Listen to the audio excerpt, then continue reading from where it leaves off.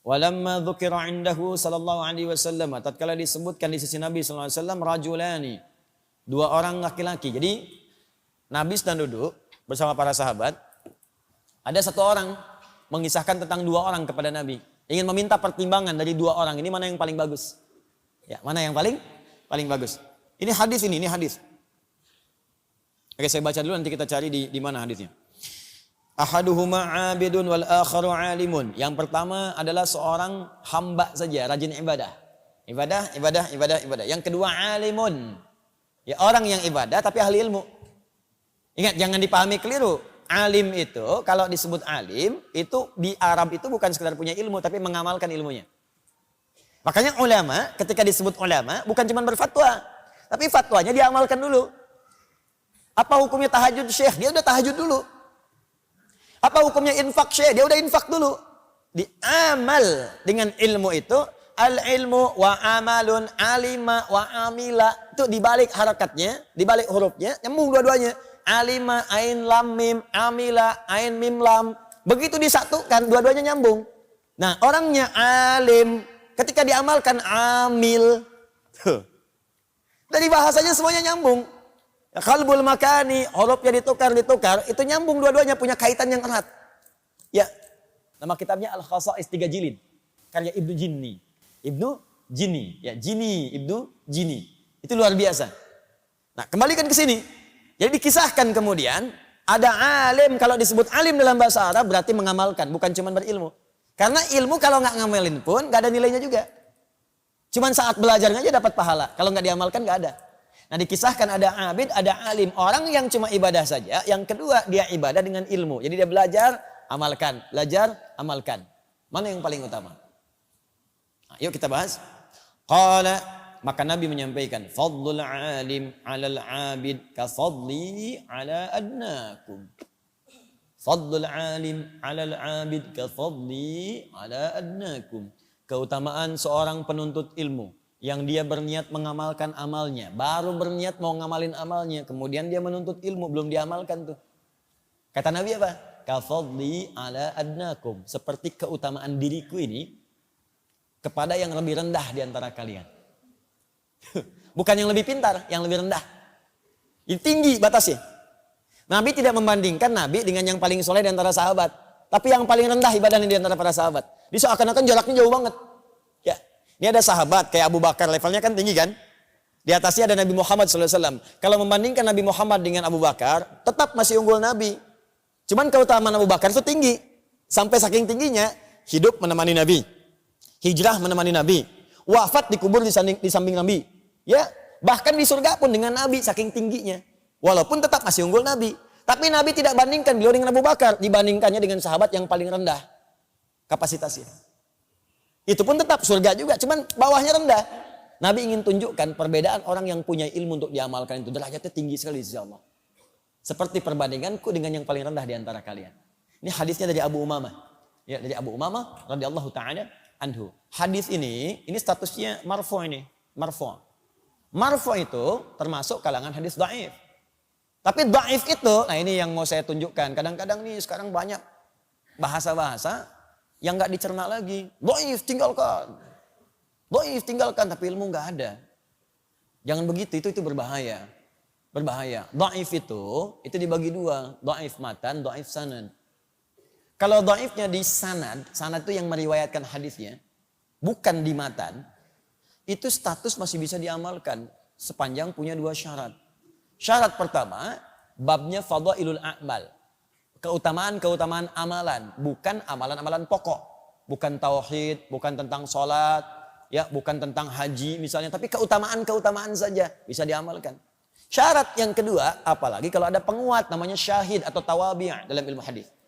Nah, hadis ini menunjukkan beliau ini muhaddis nih, artinya paham hadis, faqih juga, paham fikih. Nggak mungkin kalau ada kalimat ini, nggak mungkin kalau nggak paham hadis, mustahil bisa diteruskan hadis selanjutnya. Hadis yang tadi saya bacakan itu, yang ada di sini, riwayat Abu Umamah, ternyata syahidnya banyak. Syahid itu hadis lain yang menguatkan, yang statusnya lebih tinggi. Ya, lebih tinggi lagi. Di mana adanya? Di Abu Daud ada, di At-Tirmidzi ada, di An-Nasa'i nomor hadis 233 ada. Riwayatnya sahabat Abu Darda radhiyallahu ta'ala anhu. Bahkan Al-Imam An-Nawawi menyantumkan juga di Riyadhus Shalihin ya. Riyadhus Shalihin itu ada 1896 hadis. Coba cek nomor hadis 1388. Yang kitabnya Fadlul Ilmi. Awas, wal alim wa ta'alluma wa ta'liman lillah. Itu babnya. Nomor hadis 1388. Disebutkan riwayat Abu Darda ditutup dengan ujungnya rawahu Abu Daud wa Tirmidzi. Apa hadisnya? Man salaka tariqan yaltamisu fihi ilma sahhalallahu lahu tariqan ilal jannah wa innal malaikata la tad'u ajnihata ridan li talibil ilmi wa inna talibal ilmi la yastaghfiru lahu man fis samawati wa man fil ardi hatta al hitan allati fil bihar. Apakah selesai? Belum. Wa fadlul alim 'alal 'abid ka fadlil qamari 'ala sa'iril kawakib. Apakah selesai? Belum. Wa innal ulama'a warathatul anbiya wa innal anbiya'a lam yurithu dinaran wala dirhaman walakinnahum warathul ilma fahaddu bihadin wafir. Selesai. Sampai di situ. Itu sering dipisah-pisah hadisnya, sering dipotong-potong padahal satu kesatuan. Nah, setelah menyebutkan hadis tadi, beliau menerangkan hadis yang tadi saya ucapkan sampai akhir. Ada syahidnya. Nah, logikanya gini sederhananya. Uang 1 juta dengan 100 ribu banyak mana? 1 juta, berarti 1 juta sahih. 100 ribu dhaif, ya kan? Tapi kalau 100 ribu yang ngasihnya 10 orang. 100 ribu, 100 ribu, 100 ribu, 100 ribu, 100 ribu. 100 ribu kali 10 berapa? 1 juta. Maka yang dhaif naik status jadi sahih. Awas hati-hati nih. Sekarang kita sedang menyebut dihadapkan pada dai-dai yang tadi, dai amplop. Sampai orang ini punya pandangan ke amplop diterapkan ilmu hadis di tempat yang salah. Saya kalau ceramah amplopnya tebal, itu sahih itu. Tapi kalau amplopnya tipis, dhaif. Ya. Kalau tipis tapi banyak, sahih li ghairihi. Itu kaidah yang ditempatkan di tempat yang salah. Kalimatul haqqi rada bihal batil. Tapi kalau diilustrasikan, benar. Ini 1 juta sahih, 100 ribu dhaif. Tapi kalau 100 ribu dikasih 10, naik juga jadi 1 juta. Sahih li ghairihi. Sama hadis dhaif, kalau isinya benar, yang diragukan itu orang yang nyampaikannya. Bukan karena isinya. Karena di hadis itu kualifikasinya ketat. Gini, orang pemabuk saja atau orang pernah punya salah meriwayatkan hadis, saking hati-hatinya ulama, hadisnya tidak diambil sekaligus. Dituliskan catatan, ini orangnya bermasalah. Bukan hadisnya, orangnya. Kenapa disebut orangnya? Karena khawatir nanti hadis diriwayatkan oleh orang yang bermasalah. Sehingga ketika ada orang salah, orang akan mengatakan, pantas salah hadis yang diriwayatkan oleh orang bermaksiat. Saking menjaga kemuliaan hadis, dicatat itu semua. Makanya muncul hadis mungkar. Hadis yang diingkari. Karena orangnya seringkali berbuat maksiat. Bukan karena hadisnya. Hadis matruk, hadis yang ditinggalkan. Bukan karena hadisnya buruk. Tapi karena orangnya seringkali berdusta. Sehingga gak bisa dibedakan. Ini orang lagi bicara hadis atau dusta. Jelas ya? Hadis maudhu, hadis palsu. Bukan hadis yang bermasalah. Orang yang memalsukan itu. Kalimatnya mah benar. Cuman orangnya mengatakan itu hadis. Padahal bukan. Ya, pernah dengar ini? Makan saat lapar, berhenti sebelum kenyang. Pernah dengar? Itu hadis palsu. Saking palsunya, di kitab hadis palsu pun gak ada. Saking palsunya. Cuma ada di satu kitab. Ar-Rahmah fit Tibbi wal Hikmah. Karangan Al-Imam Jalaluddin As-Suyuti, halaman 29. Dan Imam Suyuti pun tidak menyebut hadis, menyebutnya kisah.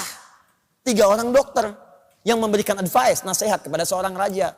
Kalau pengen sehat, kata dokter yang keempat dari Sudan, yang 3 itu 1 dari Irak, ya, yang kedua dari India, yang ketiga dari Romawi, memberikan nasihat, obat untuk makanan yang sehat.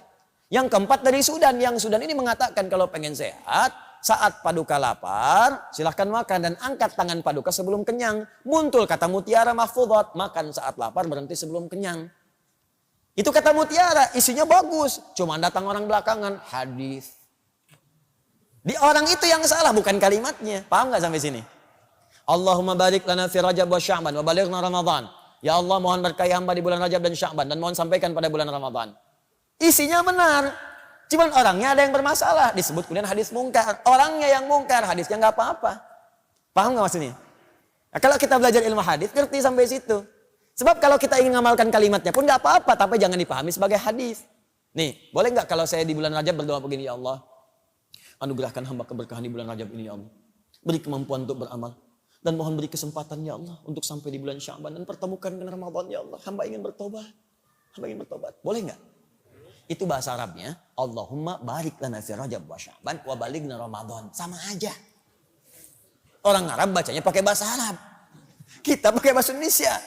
Cuman salahnya apa? Ketika ada orang mengatakan misalnya ini hadis atau orang itu bermasalah. Paham ya?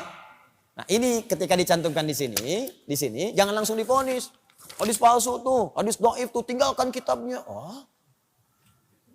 Jangan karena ketidakmampuan Anda memahami sesuatu, Anda berlaku bodoh dan ngajak orang lain bodoh, itu ngerepot.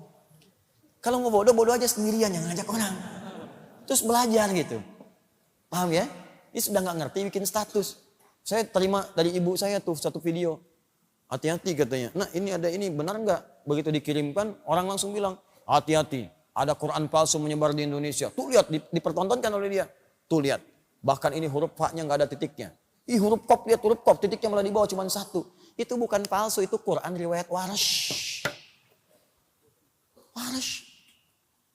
Dan dia mendapatkan anugerah karena nggak mudah menemukan Quran riwayat itu di Indonesia. Ada yang di Afrika tuh bagian barat. Dia di Mesir karena Waras berasal dari Mesir, muridnya Imam Nafi'. Itu nggak semua orang punya. Imam Al-Azhar di sini belum tentu punya. Belum tentu punya, di Istiqlal belum tentu ada. Anda dapat itu dibilang Quran palsu. itu ilmu gitu, itu yang paling penting. Jadi kalau belum bisa memahami sesuatu, jangan banyak berfatwa. Itu bahaya. Kata Imam Malik, hafal 100.000 hadis, tapi nggak paham isinya, jangan berfatwa. Kalau bukan Andanya yang sesat, orang lain nanti yang terlantar.